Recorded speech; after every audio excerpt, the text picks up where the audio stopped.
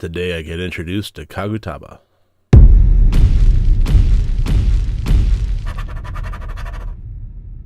Hello and welcome to Rotted Review of the Day, and today is World Trotting Wednesday, and I am looking at the 2005 movie from Japan, Noroi, The Curse. This is a film that I had never seen before. I don't know why. I had seen the poster art many times, just scrolling through lists on Shudder and Netflix and so on and so forth. I would see it pop up here and there, and I just never pulled the trigger on it.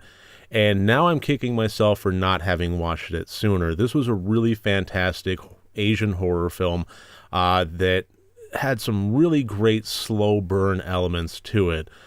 This wasn't a 100-mile-per-hour thrill ride, and this wasn't the scariest movie ever made, certainly, but it was very entertaining, and it really captured me. I would say especially after the first slow quarter or so of it, it definitely grabbed me. And one of the things that I really liked about it was how it had so many different threads that seemingly were unconnected that wound up in this really beautiful woven tapestry by the end of the film.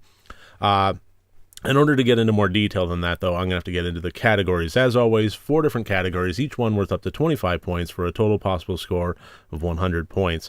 And the plot of this one follows the character of Masafumi Kobayashi, who is a documentarian of the supernatural what-have-yous. He, wrote books and so on, and then when video came about, he started making his videos, just kind of investigating and assembling evidence of supernatural events. And the last one that he made, the movie sets it up as he made this last one of Noroi, The Curse, and when it was finished, his house burned down. His wife was found, her body was found in the burned remains of the house, and he was missing. And so this was kind of showing the last thing that he endeavored upon in his professional life before tragedy struck him and his family. So this was all assembled by Masafumi Kobayashi, and it detailed a lot of really seemingly unconnected events. He first started out looking at a woman whose neighbor was making all sorts of weird sounds, and you only saw her son once in a blue moon, this little boy that lived there, and just really odd goings-ons for her neighbor there that she was kind of reporting, and Masafumi was interviewing her.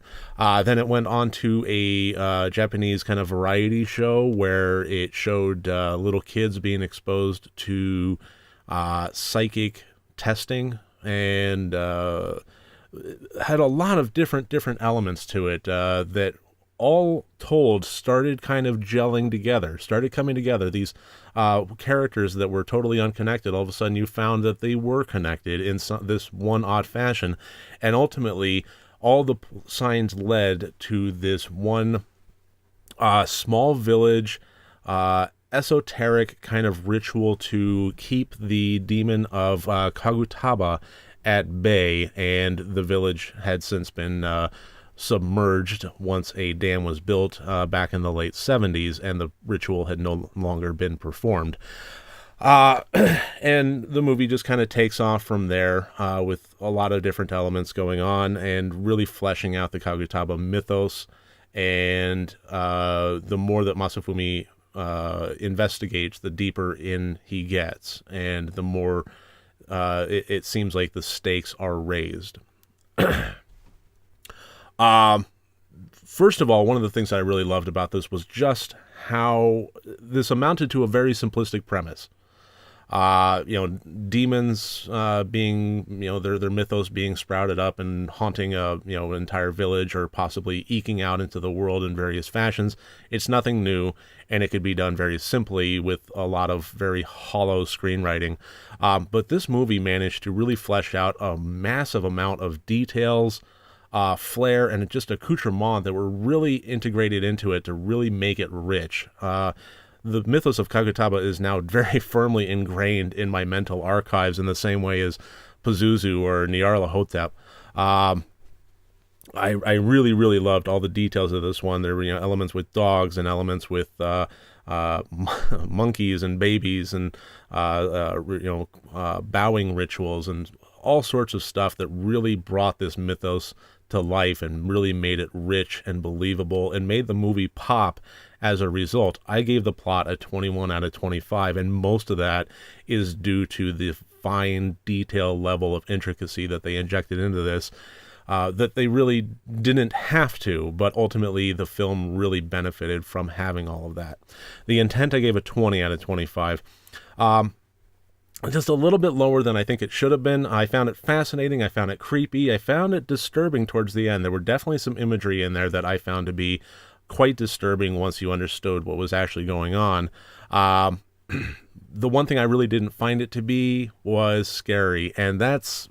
I don't know if having this channel and actually watching a horror movie every single day is weathering me down and increasing my resilience to being scared by films, but it's something that I've noticed that it just doesn't happen a whole lot anymore, and it's a conversation for another time, but I am actually questioning the merits of the channel if I'm no longer able to get scared by movies anymore.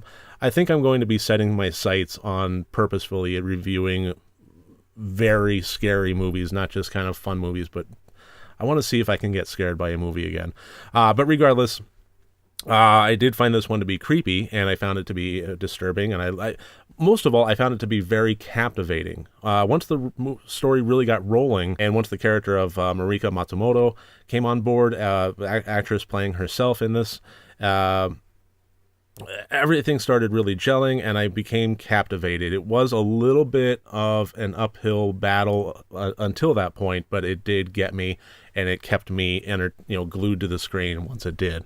The acting, I gave a 21 out of 25. Jin Muraki as Masafumi Kobayashi was really, really fantastic in this one. It was kind of it felt to me like an odd choice to have him in this film towards the beginning, but it really, really... It made more about that point in which the movie really grabbed me. About a quarter of the way through, all of a sudden everything really gelled, and I think having his character in there and having Jin Muraki play him was ideal. That was a really smart choice, and once I was on board with the movie, his character was what really drew me in and kept me there for the rest of the way. Marika Matsumoto was really fantastic playing herself, but she really did extend a lot of acting prowess towards playing herself in a fashion that is being besieged and beset upon by supernatural forces that are disturbing and dangerous. The technical, I gave a 23 out of 25.